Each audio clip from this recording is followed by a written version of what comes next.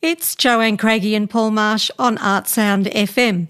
Coming up on the program today, we're joined by emerging artist, singer-songwriter Hayden Phillis. Hayden Phillis is fresh from his performance at the National Folk Festival here in Canberra, and he's part of the globally rising class of authentic young songwriters who focus on issues facing young people today. Hayden's musical foundations are distinctly Australian, but with clear Americana influences that draw on folk, bluegrass and new age country music. Hi Hayden, welcome to Art Sound. Hello, thank you for having me. It's good to chat with you guys. Hayden, you are a three-time graduate of the Country Music Association of Australia Academy. You've obviously fostered a strong connection within the Australian country music community, and in a short period of time you've played venues up and down the East Coast, including major festivals such as the National Folk Festival in Tamworth. What do you think it is about your music that's attracting so much attention? I've always been a little bit in between on the country and the folk scenes. With the Academy, I ended up meeting people there through the Tamworth Country Festival, which was actually where my parents met. And so I've always had connections to both of those kind of ends of music.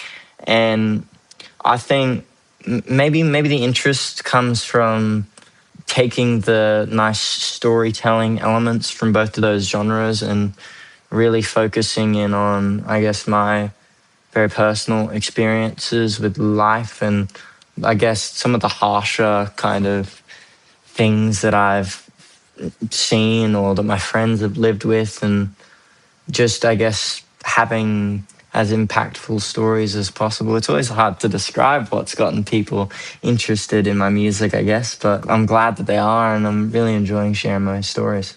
And can you recall when you first realised that music was going to play a major role in your life? I think it was probably when I was quite young, because I always played music, as many musicians did growing up. But when I was around 12, I'd go to the park and I'd print out sheet music and I'd play music with my dad and sit and busk. And I'd go out and do it every week. And I think somewhere along the line of me doing that and then trying to stretch out to bigger goals when I'd go into venues and then eventually some festivals, right in the middle of there was really where the love grew gradually.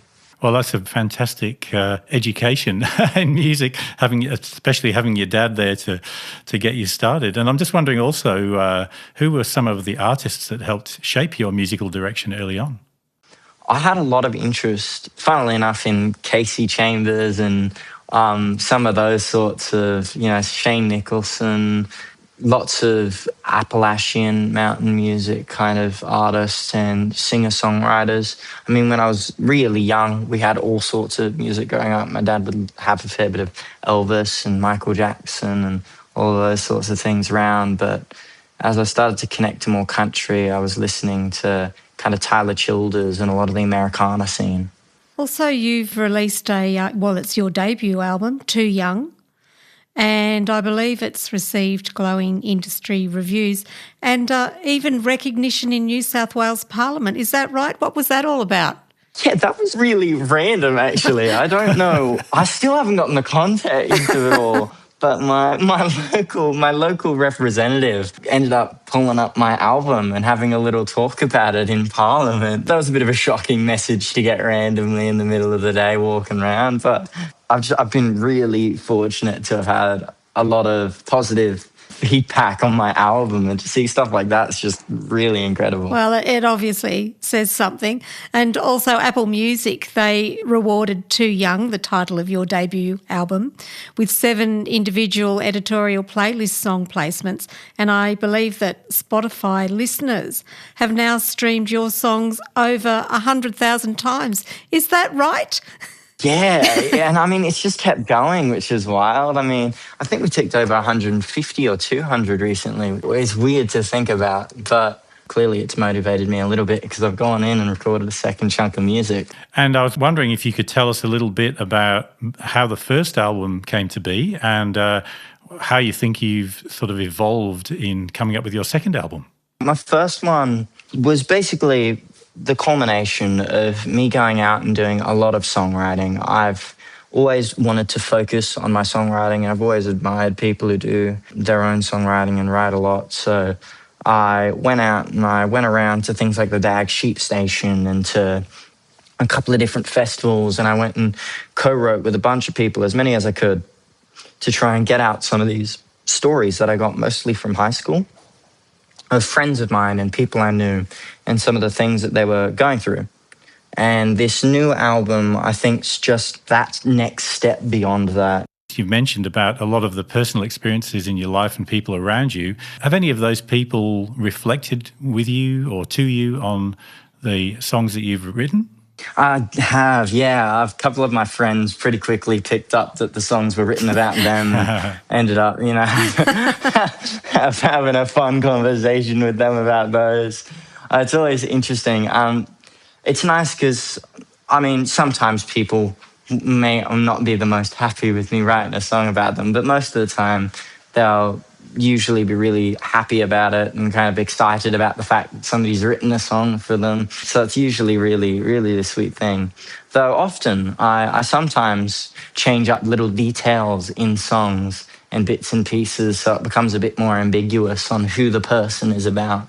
It just depends on how personal the story is, I guess, and what I'm talking about. It's great to sort of see people trying to pick out the truth from the fiction, isn't it? They're working out, is this song about me, or is this song about something that I did or happened? Yeah. Well, the good thing is about music, I think, is there's a slight ambiguousness that can let anyone connect it to themselves if they put the effort in, or if they, have gone through a similar experience. And I wondered if listeners take one thing away from your music, what would you hope it is?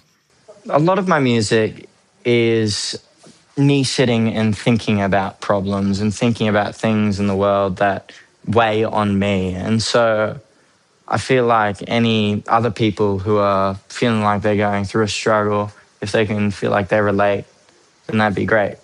Yeah, I think that'd probably be the main takeaway. If you can relate to what I'm talking about, or if you feel yourself connecting with any of my music, and it can, I guess, give you a bit more comfort and get you feeling a little bit more seen with whatever's going on with your life, then that's me achieving my goal. Yeah, great, that's the beauty of songwriting. Yep. Yeah, and obviously for our Canberra listeners, you were certainly connecting with some of them, quite a lot of them, at the National Folk Festival recently. Is there any chance that we might see you performing again in Canberra sometime in the future? I'd absolutely love to come along to Canberra again. I'm always keeping my eye out. I know quite a couple of people around in the area, so I'm currently looking at if there's any other festivals, then I'll be sure to be back in Canberra, but I'm also looking at a couple of the different venues. Haven't settled on any yet, but keep your eyes out, and if you follow me on socials, you'll see if I come along. Hayden Phillis, it's been an absolute pleasure talking with you. Thank you very much for joining us on Art Sound FM. I appreciate you guys. Thank you very much. Cheers.